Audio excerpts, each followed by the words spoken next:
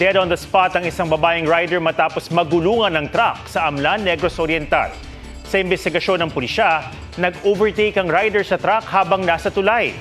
Pero nasagi raw ng gulong nito ang bahagi ng tulay kaya tumilapon sa direksyon ng truck. Nakaladkad pa ang biktima bago tuluyang huminto ang truck. Sa pahayag ng truck driver sa pulisya, hindi nito nagawang ihinto ang truck dahil sa bigat ng mga karga nito. Nasa kustudiya na ng pulisya ang driver habang iniimbestigahan ang insidente.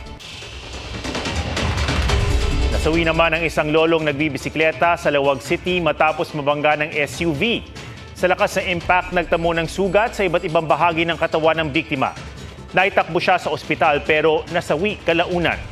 Sumuko sa pulisya ang SUV driver.